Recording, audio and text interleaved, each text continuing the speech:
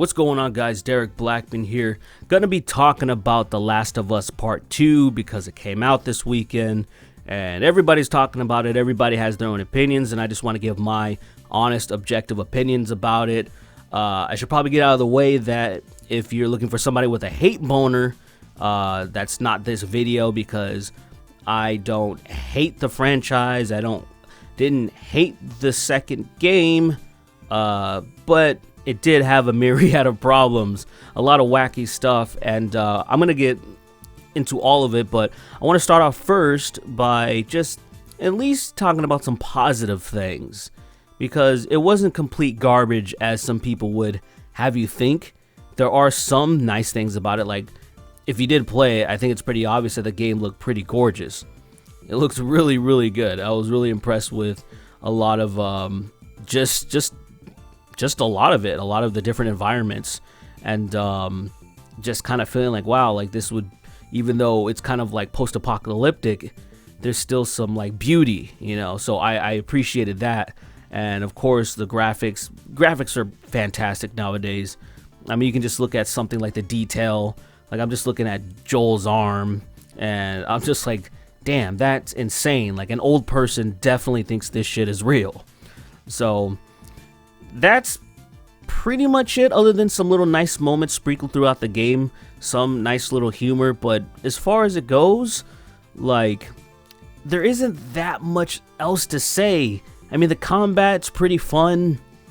I do like some of the executions. They're pretty brutal, especially, you know, something that I would love Rockstar to do is to remaster or really remake Manhunt, which I don't think they'll ever do that. But I just love that game, and I love like the executions in that game. And I gotta say, The Last of Us Part 2 has some, you know, some of your foes that you can execute. Some of it is insanely brutal, where I'm like, man, things are looking so intimate now that there probably is, like, you know, maybe I wouldn't want like a 12-year-old playing this game. You know, normally, like, I don't give a fuck. Go play Mortal Kombat. I don't care. Mortal Kombat just seems so silly. It's so comedically brutal. But some of this stuff where I'm like, damn, this person legitimately looked like they died. And that's kind of a little unsettling, which is a great job. Now that that's out of the way, we can just trash the game, because unfortunately, the vast majority of it is trash. I talked about the game before.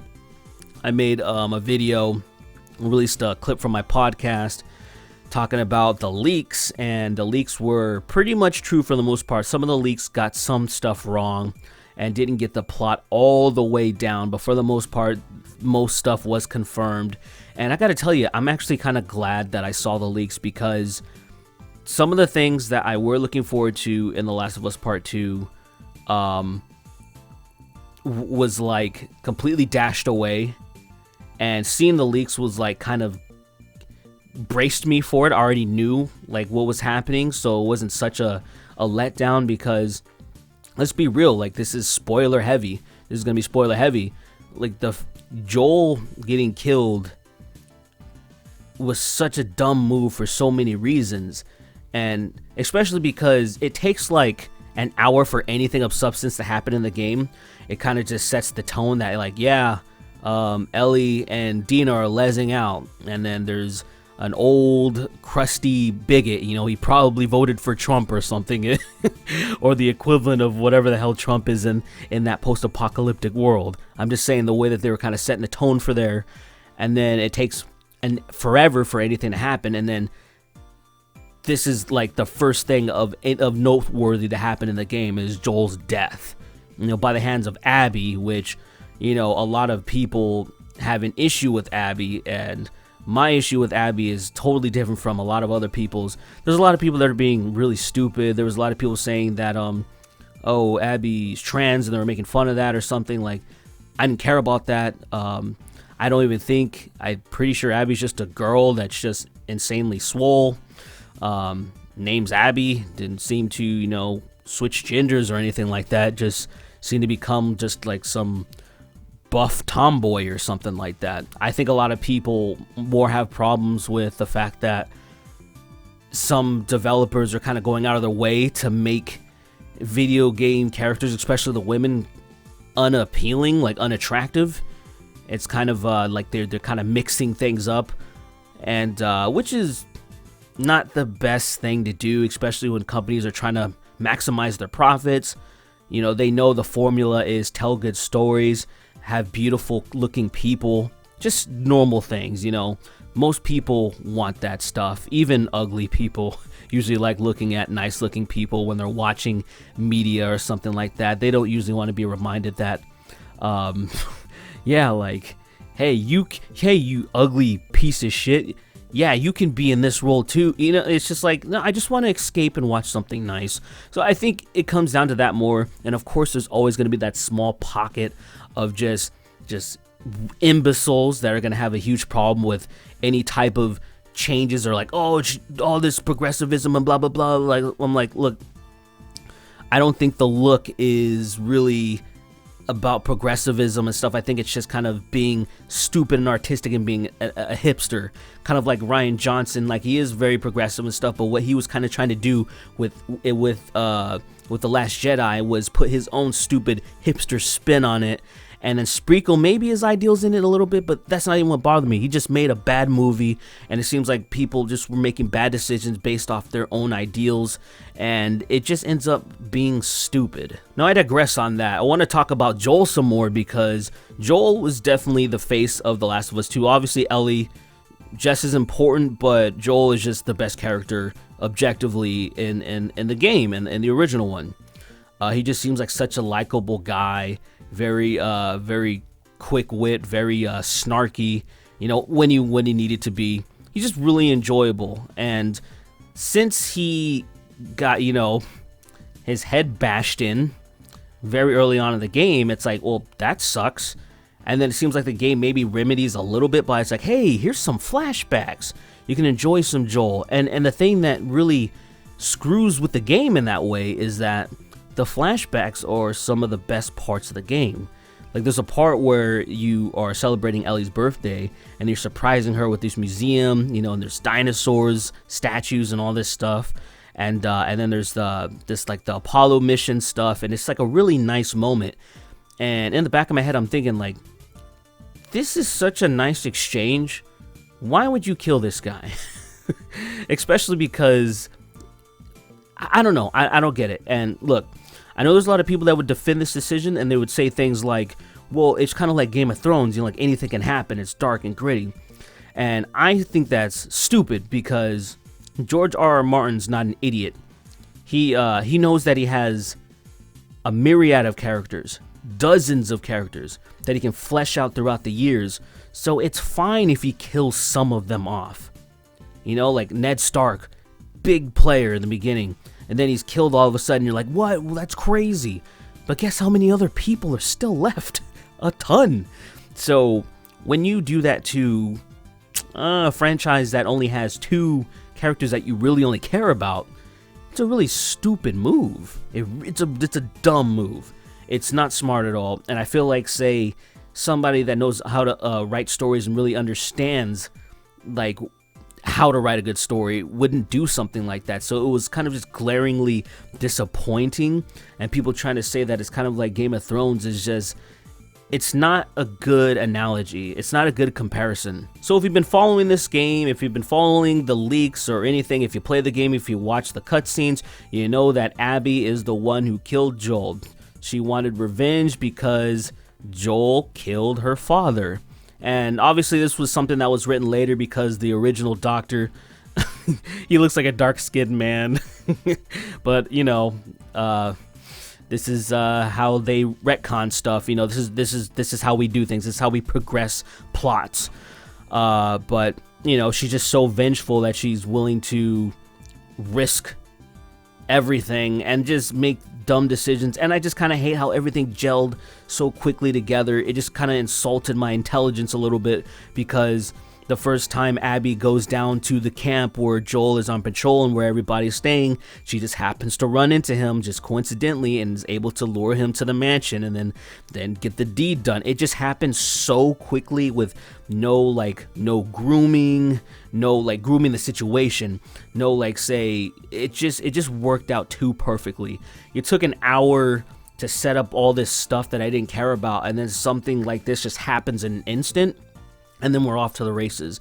And I thought it was stupid, and I was just like, this is, who wrote this? This is not how you, I thought about, I was like, I'm gonna give better examples of how you can reach to that point, but I was like, there's no point. I mean, there's literally no point. I'm not gonna, you can, there's somebody that'll make a video essay that'll do a much better job, or probably you watching this right now can do a better job setting the situation up and being like, this is too stupid, this is too unbelievable, this is too, like, it kind of reminds me of like Dumb and Dumber when Seabass just runs into Lloyd in the bathroom stall. Like, it just worked too perfectly. But the thing is, that's a stupid comedy, and this is supposed to be very serious, and you kind of throw things together like that, and I'm like, okay, all right, okay. So the leaks also showed that, okay, you're gonna play as Abby at some point, and yeah, and that, when I read it, I thought this is going to be problematic because Abby kills Joel. Why would I want to play as somebody that killed the best character in the game?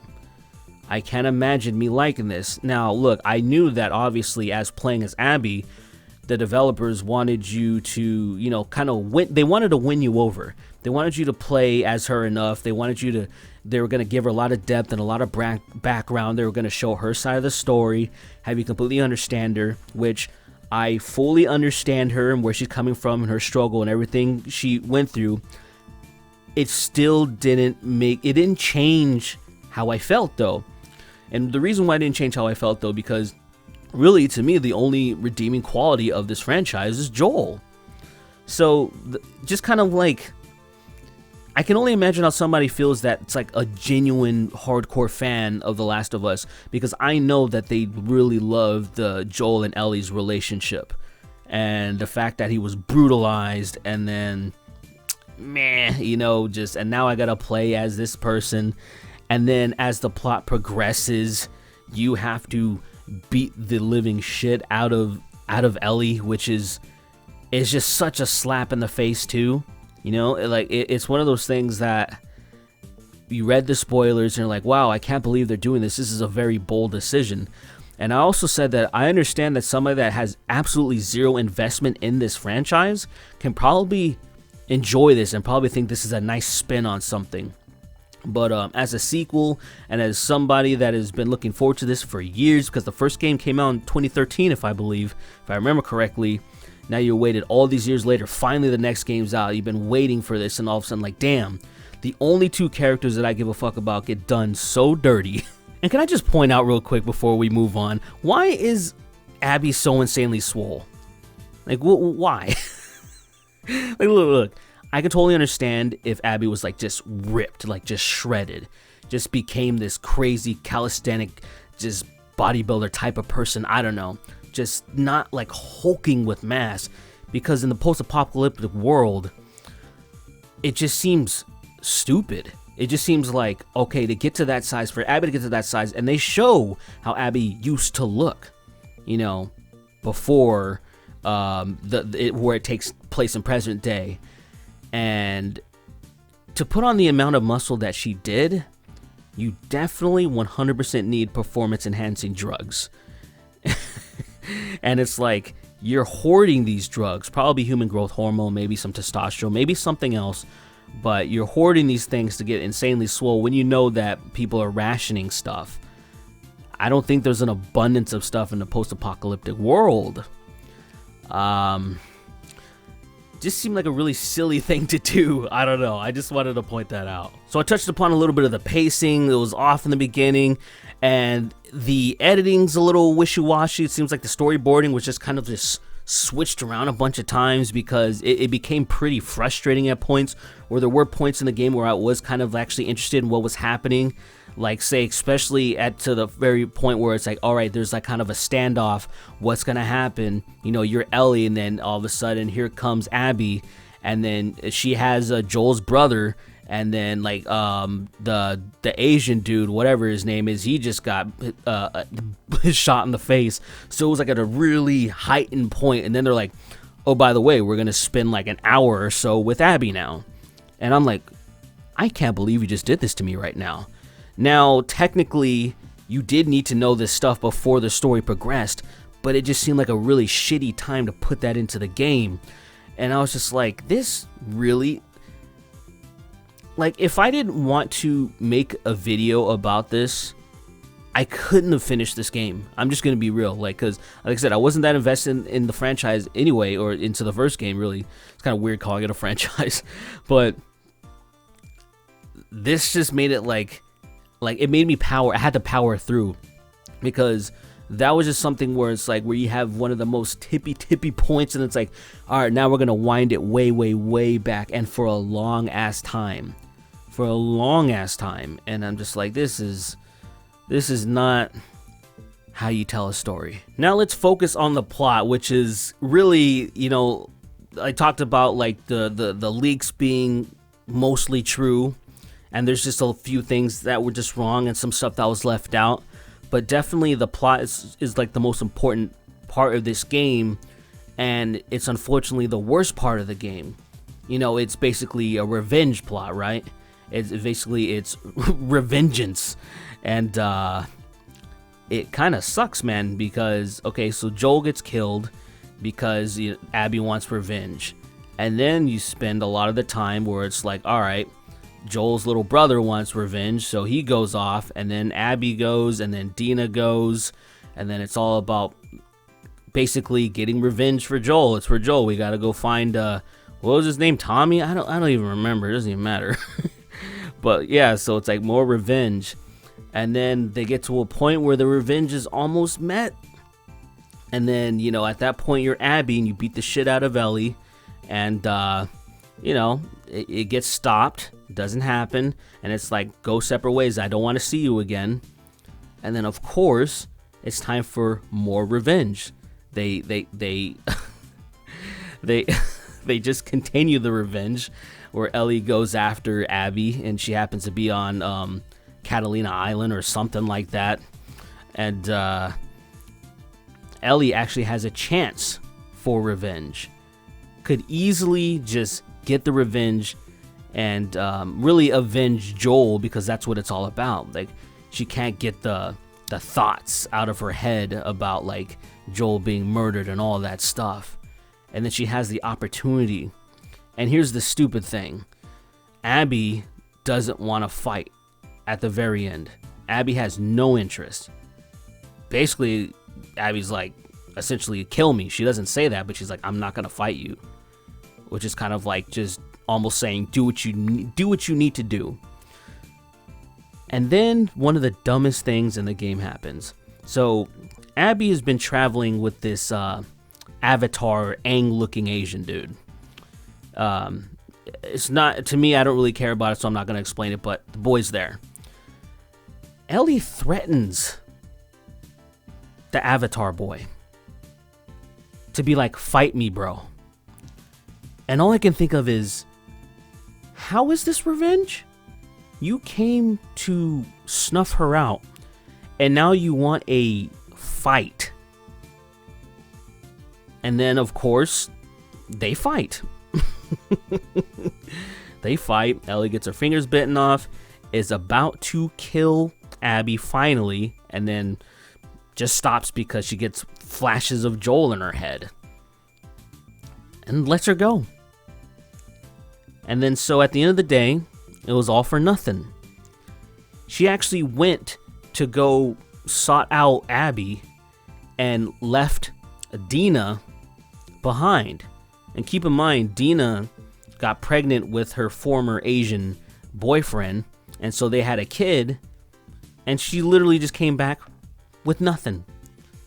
Dina's gone, baby's gone. She didn't get her revenge. What the fuck was that even for? Like, literally, Joel's death was in vain, and it's just a miserable existence. And all I can think of is, who thought this was a good story? Now, there's a lot of stuff I left out, but that's just kind of the main source of it. That's the main substance, and I'm thinking, this isn't how you... I mean, look, I can write a story with really kind of laying out about hopelessness and despair and humans being the real enemies and how fruitless revenge is. but I can still end things on a good note. I can still end things with like, wow, that was a fucking ride, wasn't it? A great example is The Departed. The Departed is one of my favorite movies. And it does pretty much everything that The Last of Us 2 tried to do. You know, in a completely different way, but just it touches upon the things that it was trying to showcase. It just did a bad job of it. I don't know exactly what happened and how things ended up this way and how people thought like, oh, this is a good idea. Yeah, people are really going to enjoy this. I don't know. Like I said, I think it's a hipster thing with like the way that, Rian Johnson is, the way that he doesn't care about the fans and the audience and he wants to subvert expectations. And maybe Neil Druckmann wanted to do that too. I mean, if you see some people, and look, I can't confirm this, but some people were kind of saying that, well, look, Neil Druckmann, it basically looks like the Mexican dude that spits on Joel after they go golfing on his head, and maybe it's some type of symbolism to kill the masculinity within. You know, I usually don't like to do that type of symbolism shit or dig into that stuff because it may not be that serious, it may not be that deep. But at the same time, I can understand why people would make that connection just because of how silly some of these people are. And seeing Neil, he was partnering with Anita Sarkeesian back in the day. So there may be some validity to that. Now, overall, the game is just underwhelming. Just like the first Last of Us game, I played it once and I thought, that was kind of enjoyable. But then I never played it again.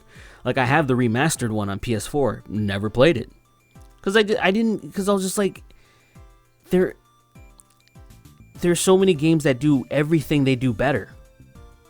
You know? Like, I really think it's, like, if you want a good story, I mean, play a Nathan Drake game. They have some great stories, great banter. I think Nathan and Sully are fantastic characters.